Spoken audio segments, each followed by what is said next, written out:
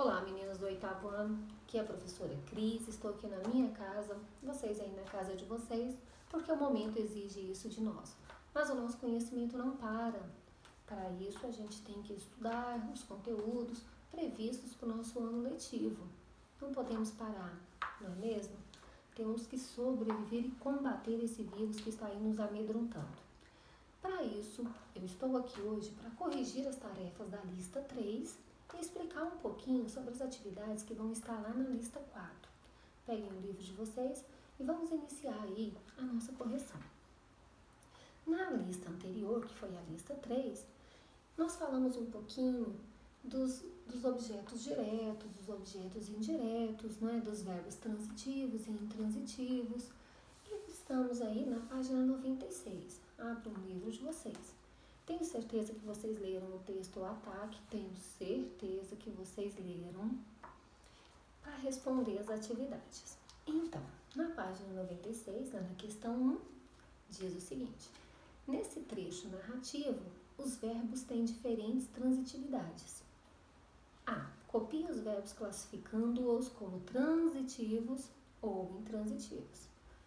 Verbos transitivos, aqueles que exigem complemento. Os intransitivos, não é verdade? Verbos intransitivos: levantou, entrou, voltou, dirigiu-se e tossiu-se.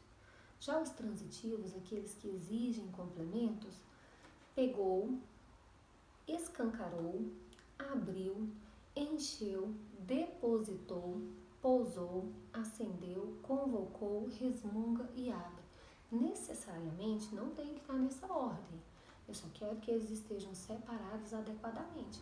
Quais são os verbos intransitivos e quais são os transitivos? B. Classifique o complemento dos verbos transitivos.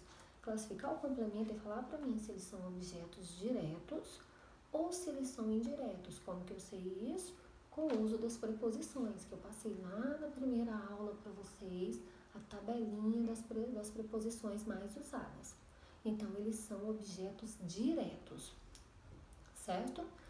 Na questão 2, a primeira frase do texto, de manhãzinha, o despertador, não é uma oração. Afirmou que não é oração, lembrando que a oração é uma frase com verbo. Reescreva empregando um verbo transitivo direto.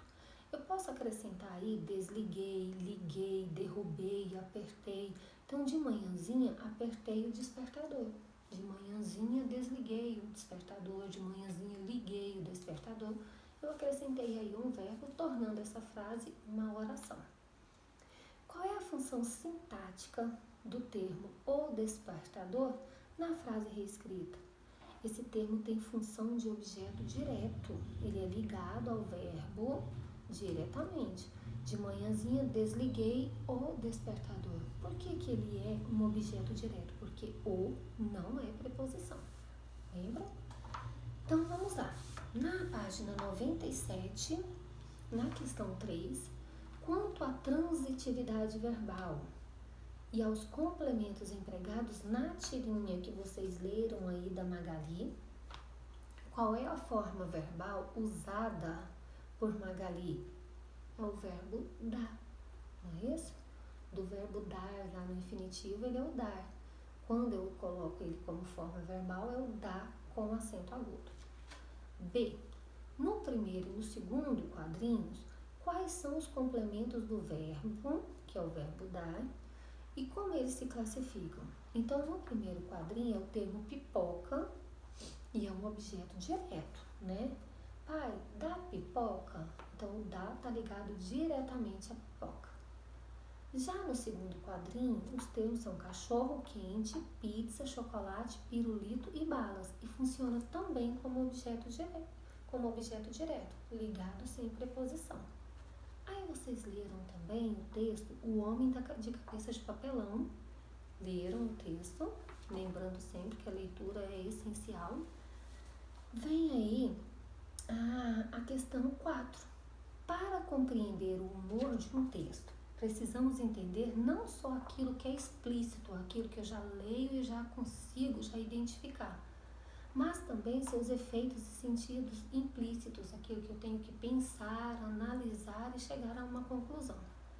Considerando a última fala da Magali e a sua mudança de interlocutor, ela muda a pessoa com quem ela estava falando, qual deve ter sido a resposta de seu pai e suas perguntas anteriores? Provavelmente o pai da Magali disse não, que não tinha dinheiro, e ela está recorrendo aí a um dinheiro para comprar tudo isso que ela tinha pedido, ou que ela pedira ao pai. Certinho? Vocês vão fazer agora, na próxima lista, vocês vão fazer o restante das atividades, que também falam sobre objeto direto, indireto, fala sobre os verbos transitivos e intransitivos. Caso apresentem dúvidas sobre esse conteúdo, eu estou lá à disposição de vocês no nosso grupo do WhatsApp. Vocês tirem a foto da questão que vocês não entenderam, me marquem lá e eu estou lá à disposição para ajudar vocês.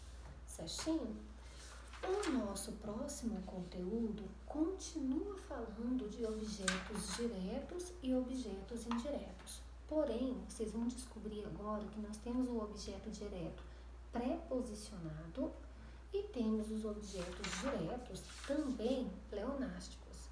Cris, o que é isso? Então, se é um objeto direto, é ligado diretamente, sem a preposição. Mas o próprio nome do primeiro i nos diz que é preposicionado.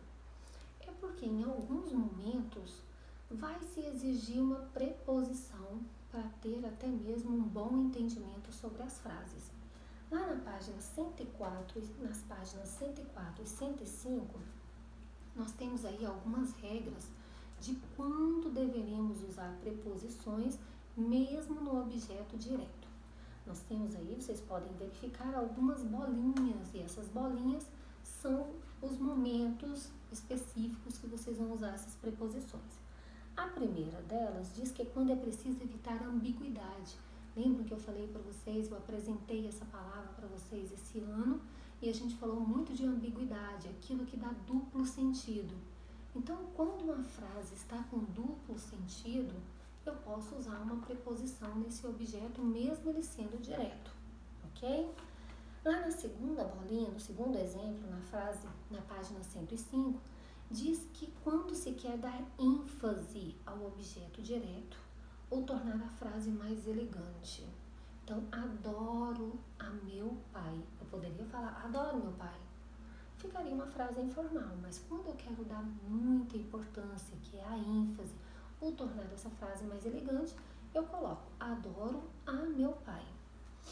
Já na terceira bolinha, que é o terceiro exemplo, diz que quando o objeto direto é representado pelo pronome oblíquo tônico é forte, ou pelo pronome quem. Então, antes dos pronomes oblíquos tônicos e antes do pronome quem, exige-se preposição. Mas o que são pronomes oblíquos tônicos? Eu trouxe para vocês. Vamos aí, anotem no cantinho do livro, como eu sempre ensinei para vocês. Nós temos um espaço em branco aí no cantinho do livro para vocês fazerem essas anotações. Corram do lado da terceira bolinha e coloquem pronomes oblíquos tônicos. Mim, comigo, ti, contigo, ele, ela, si, consigo, nós, conosco, vós, convosco e eles e elas. Então, esses são os pronomes oblíquos tônicos. Antes deles e do pronome quem, exige-se a preposição, mesmo sendo objeto direto. Na quarta bolinha, quando o objeto direto representa partitivo, ou seja, parte de um todo. Comi daquele bolo, era um bolo inteiro, mas eu não comi ele inteiro. Comi daquele bolo, bebi daquela água, bebi daquele suco.